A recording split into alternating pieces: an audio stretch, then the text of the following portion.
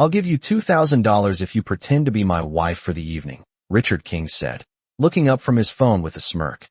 Natalie Brooks, a waitress at the upscale restaurant, froze for a moment, unsure if she had heard him correctly. She had been working long hours, and the last thing she expected was for a billionaire to make such a ridiculous offer. But she remained calm, her expression unchanged, and she carefully placed the glass of water in front of him. She had dealt with all sorts of people in this job. Arrogant, entitled, rude. But this man, with his sharp suit and cold demeanor, was different. I don't think that's part of the menu, sir, she replied, her voice steady, though her mind was racing. Richard's eyebrows arched in surprise. He wasn't used to being dismissed so easily, especially by someone like her, someone who appeared so ordinary, so beneath him. He leaned back in his chair, the amused smirk still on his face. Come on, don't be shy. You're a beautiful woman. You must be used to dealing with requests like this. Natalie's eyes narrowed just slightly, but she didn't let the insult show. I'm sorry, but I'm not interested in pretending to be something I'm not. If you're looking for a date, I'm afraid you've come to the wrong place. Richard was taken aback by her response. Most women would have been flattered, or at least entertained the idea, but this one? She wasn't playing along. Instead of getting irritated, he was intrigued.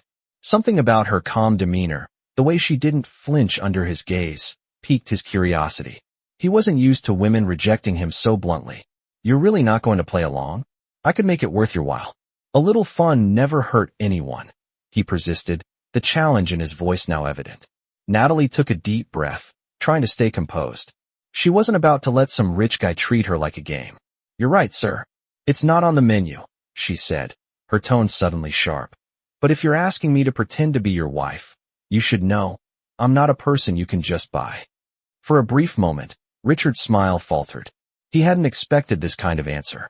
A waitress, no less, talking to him like that. He studied her for a moment, then leaned forward, his curiosity growing. What's your name? He asked, genuinely interested now. Natalie, she said, her voice softening slightly. And I suggest you treat people with respect, not like they're some kind of accessory. Richard stared at her, stunned.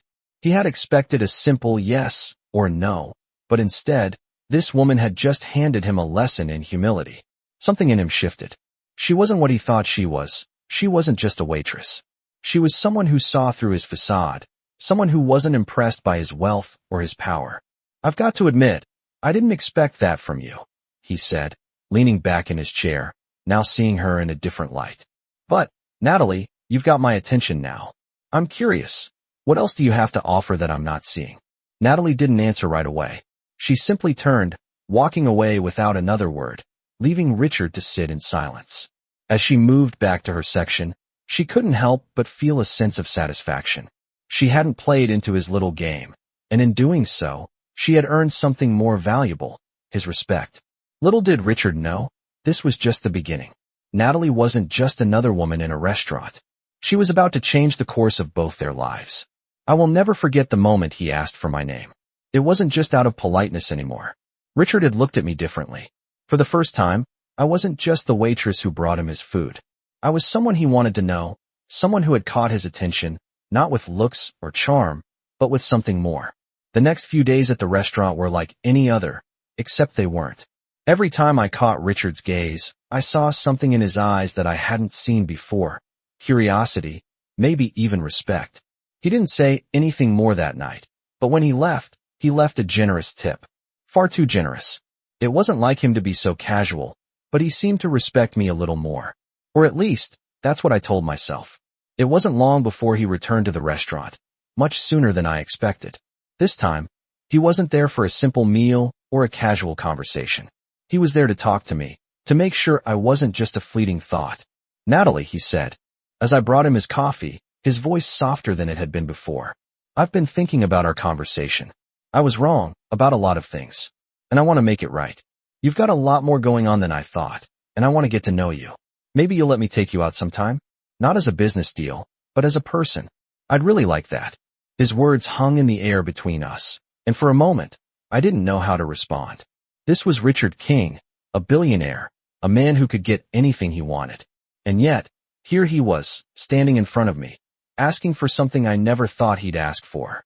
My first instinct was to reject him, to say no, to remind him of the distance that existed between us, the waitress and the CEO. But something in me stopped me. Maybe it was the sincerity in his voice, or the way he didn't try to pressure me. Whatever it was, I couldn't dismiss him as easily as I had before. I don't know what you expect from me, Richard, I said, keeping my voice even, though my heart was racing. But I'm not some project you can fix. I'm just a person trying to make my way. That's all. Richard didn't flinch at my words. He didn't even look offended. Instead, he nodded, his eyes searching mine. I don't want to fix you, Natalie. I just want to get to know you. If you'll let me. There was a pause. Then he added, I don't make a habit of admitting when I'm wrong. But in this case, I know I am. You've got more courage than most of the people I work with. I respect that. I want to show you that respect, if you'll let me. I wasn't sure what to make of this man who had seemed so arrogant before, so out of touch with the people around him. But now, standing in front of me, he seemed different. The words he had said to me before, those jokes about paying me, didn't seem so important anymore. What mattered now was what he was offering. A chance to be seen, really seen, for the person I was. All right, I said finally, my voice quiet but firm. Let's go have that dinner. But no deals, no games. Just us. I'll hold you to that. Richard smiled, the expression genuine, and for the first time, I saw something in him that I hadn't before, vulnerability. No games, Natalie. Just us. I agreed to dinner, but I was still hesitant. What exactly did Richard expect from me? We'd barely known each other, and yet, here we were, sitting at an upscale restaurant. Richard looked at me with a mix of curiosity and something deeper, maybe admiration, as if he had finally found someone who wasn't impressed by his wealth. As I sat across from him, I couldn't help but notice how different this dinner felt compared to any other I'd had in the past. It wasn't just the setting, everything about this felt different.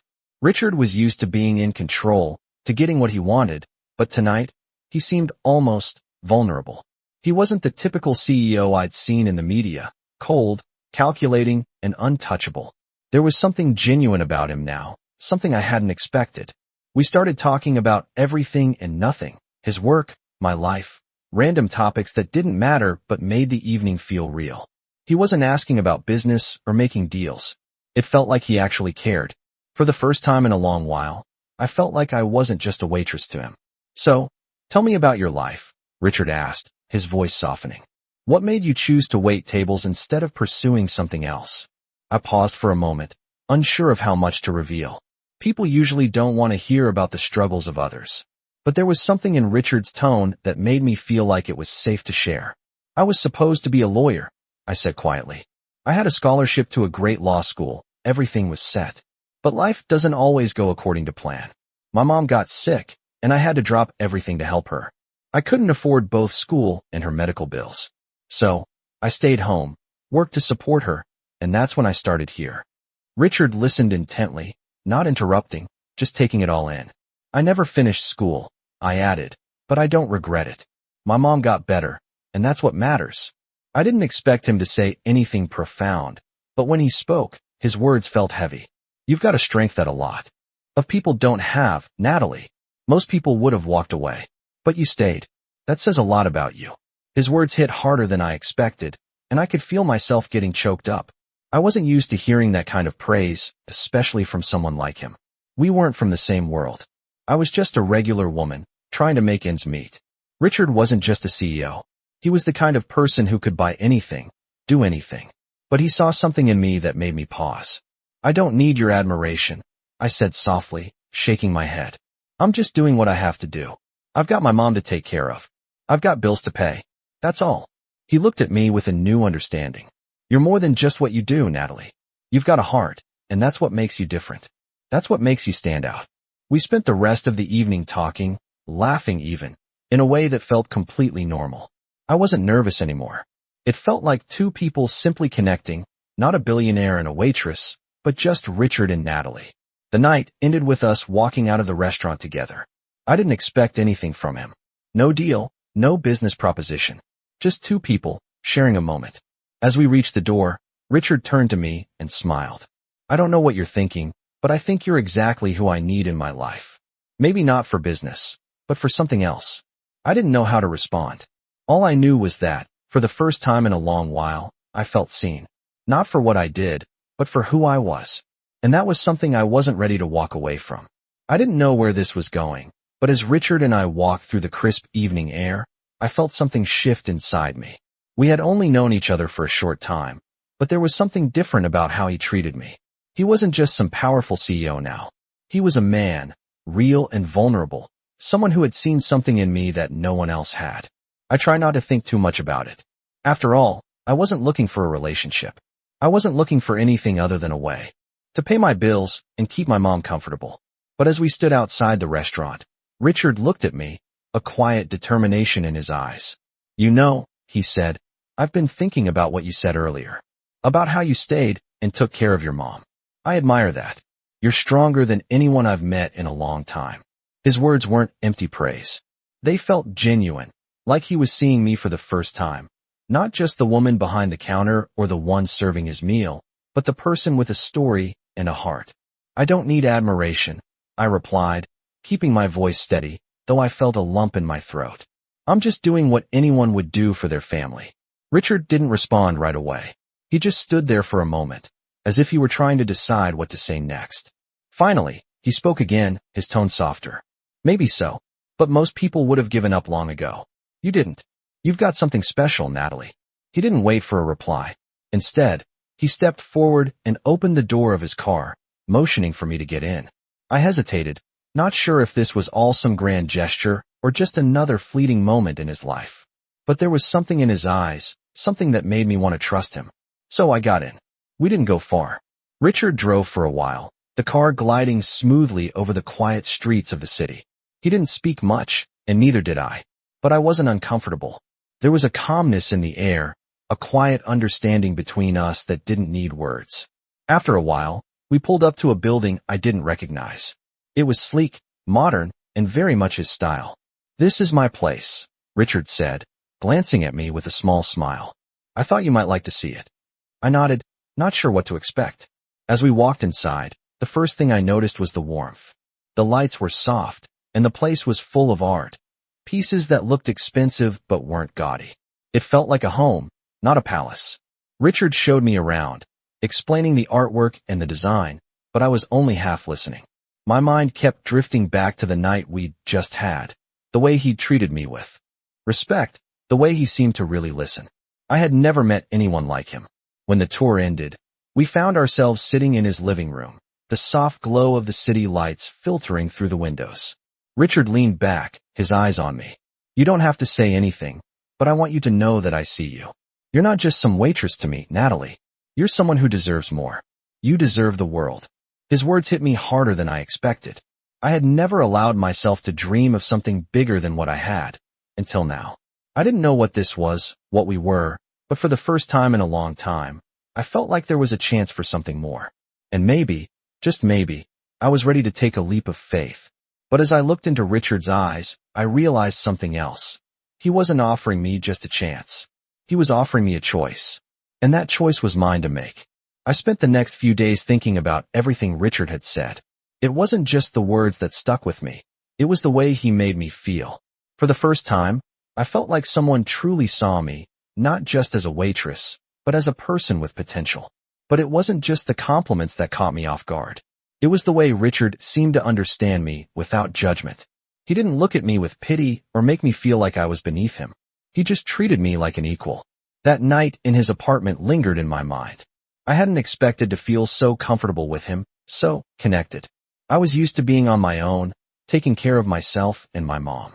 I wasn't used to someone offering to share their life with me. But that's exactly what Richard was doing. He wasn't just offering me money or status. He was offering me a chance to be part of something bigger, something more than I had ever dreamed of. And for a moment, I considered it. I thought about what my life could be if I took that leap, if I stepped into a world where I didn't have to struggle so hard just to make ends meet. But then I remembered why I had stayed where I was. I had responsibilities, my mom's health, the bills that seemed to pile up faster than I could pay them. Could I really risk it all for something that felt so uncertain? Could I trust Richard, even if he seemed genuine? I wasn't sure, but there was a part of me that wanted to believe it. The next time I saw him, he was different. He wasn't the arrogant CEO who made impossible demands. He wasn't the man who offered money for a favor. He was just Richard, someone who cared, someone who was genuinely interested in me. He picked me up from work one evening, and we went to a small cafe. It wasn't a fancy restaurant or an extravagant event. It was simple, quiet, just the two of us. We talked about everything: life, dreams, fears. Richard shared his childhood memories, how he had grown up with nothing and worked tirelessly to build his empire. He wasn't the man who seemed untouchable anymore. He was just a person, like me, trying to find his place in the world. I found myself opening up in a way I hadn't done in years. I told him about my struggles, how I had to put everything aside to take care of my mom, how I never had time for myself, how I was afraid of losing everything if I let my guard down. He listened, not with pity, but with understanding. "You don't have to be afraid, Natalie," he said softly. "I'm not asking you to give up anything. I just want to be there for you. You don't have to do this alone." I didn't know what to say. I wasn't used to someone offering to help without expecting anything in return. The weight in my chest that had been there for so long slowly started to lift. Maybe it was time to let someone in. Maybe it was time to take a chance on something new. But the fear still lingered. What if this was all just a fantasy? What if, in the end, I would be left alone, just like before? "I don't know if I can trust you yet," I said, my voice barely a whisper. "But I'm willing to try." Richard smiled, a genuine smile that reached his eyes. "That's all I'm asking for." It wasn't a grand gesture. It wasn't a promise of anything extraordinary, but it was enough. For the first time in a long time, I felt like I had a choice. And for the first time, I wasn't afraid to make it. I couldn't help but think about the choice I had made. It wasn't just about trusting Richard. It was about me, about stepping out of the life I had built for myself and taking a chance on something unknown. But even as I thought about it, I felt a sense of peace. For the first time in a long time, I wasn't worried about how things would turn out. I wasn't trying to control every little detail. Richard had shown me a side of him I didn't expect, a side that made me feel like I mattered beyond the surface. A week had passed since our dinner, and we had seen each other almost every day since. It wasn't always extravagant, but it felt real. We spent time just talking, going for walks in the park, and sharing small moments that made me realize how little I had allowed myself to experience before. Richard, in his own quiet way, made me feel like I was worth more than I had ever given myself credit for. One evening, we sat in his office, talking about everything and nothing. I hadn't expected to be here, in his world, surrounded by the things he had built. But now, it felt like we were just two people, no titles, no expectations. "You know," Richard said, looking at me with that same warmth in his eyes, "I didn't expect to find someone like you. Someone who doesn't want anything from me, who isn't trying to get something out of all this." I smiled softly, unsure how to respond. "I'm not looking for anything from you, Richard. I'm just trying to find a balance, something I can call my own. I've spent so long taking care of everyone else that I forgot to take care of myself." He nodded, his expression softening. "You've done more than enough for others. Maybe it's time to do something for you." I let his words sink in. Maybe he was right. I had spent years putting others before myself, burying my own dreams, my own desires, just to make sure the people I loved were taken care of. But what about me? Was it too late to start thinking about what I wanted? The thought lingered with me, but there was still a part of me that couldn't fully let go of the fear, the worry that I would fail, that I wasn't meant for something better. I looked at Richard, watching him carefully. He was different now, more relaxed, less guarded. "I don't know if I can just let go," I admitted quietly. "I've always been in control, always been the one to make things happen. But now, I'm not sure what comes next." Richard leaned forward, his gaze intense, but reassuring. "You don't have to have all the answers right now, Natalie. You just have to trust that the next step will come. You don't need to figure it out all at once." His words were a comfort, but I still felt unsure. What if I wasn't ready? What if I wasn't the person he thought I was? What if I mess up? I asked, my voice barely above a whisper. "You will," Richard said with a small smile. "We all mess up. The important part is getting back up. You don't have to be perfect, Natalie. You just have to be yourself." I let out a deep breath, the weight of his words starting to settle in. For the first time, I realized that I didn't need to be perfect. I didn't have to have it all together. I could just be me. And maybe that was enough. "Okay," I said, finally allowing myself to smile. "I'll try." Richard reached across the desk, taking my hand in his.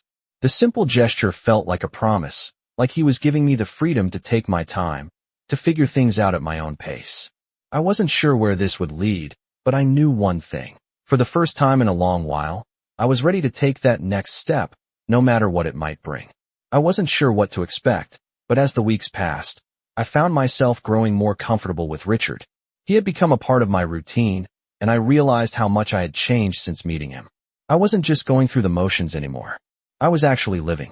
Richard's world was so different from mine, yet somehow it felt like we were beginning to understand each other better. One afternoon, he invited me to one of his business events. I wasn't sure if I should go. I had never really been a part of this kind of world. But Richard insisted, saying, "You belong here just as much as anyone else." So I agreed. As we arrived at the venue, I was overwhelmed by the luxury. The sleek cars parked outside, the elegantly dressed people, the quiet hum of important conversations. It was all so foreign to me. I followed Richard through the crowd, his hand gently resting on the small of my back, guiding me through the sea of well-dressed guests. "You look stunning," he whispered, his words meant just for me. His voice was soft, but it made my heart race in a way I hadn't expected. I didn't belong here, or so I thought. But as the night went on, something changed. I started to relax. People started approaching us, and Richard introduced me as if I was his equal. His eyes never left me as we spoke with his colleagues, his business partners, and even other high-profile guests. It was as though I had been accepted into a world I never thought was meant for me. As the evening came to a close, Richard turned to me, his hand still on my back. "What do you think?" he asked, his expression unreadable. I looked around, taking it all in. The glamour, the power, the money, it was all so overwhelming. But what stood out to me was how Richard had made me feel. He hadn't treated me like an outsider. He had made me feel like I belonged. "I didn't think I'd fit in," I said softly. "But you made it easy." Richard smiled, a genuine smile that made my heart flutter. "You've always belonged, Natalie. You just didn't know it." As we left the event, I realized something important. I didn't need to have all the answers. I didn't need to prove anything to anyone. For the first time in my life, I felt like I was exactly where I was supposed to be. Richard didn't just see me for who I was on the outside. He saw me for who I could be. And that, more than anything, was what made me realize that maybe, just maybe, I was ready to take the next step. The next step into his world, into a world where I could finally feel like I was living, not just surviving. I never thought I would be here, in Richard's world, living in the moments I had once only dreamed of. But here I was, standing beside him, feeling like I finally belonged. After the event, things began to change between us. It wasn't just about the dinners or the casual outings anymore. It was about the connection we had built, the trust we had established without even realizing it. I started to see Richard not just as the man who offered me a new life, but as someone who genuinely cared for me. There was a depth to him that I hadn't expected. He wasn't just some powerful CEO. He was a person with dreams, fears, and vulnerabilities, just like me. One evening, as we sat together in his living room, the conversation turned deeper. "You know," Richard began, his voice softer than usual, "I've spent so much of my life focused on building this empire, chasing success. But lately, I've been wondering if it was all worth it." I looked at him, unsure of where this conversation was going. He wasn't usually one to show this kind of doubt. "What do you mean?" I asked, curious. He paused for a moment, clearly gathering his thoughts. "I built all of this, but I've spent so much time doing it that I forgot what really mattered. People, real connections. I didn't realize how lonely I've been until I met you."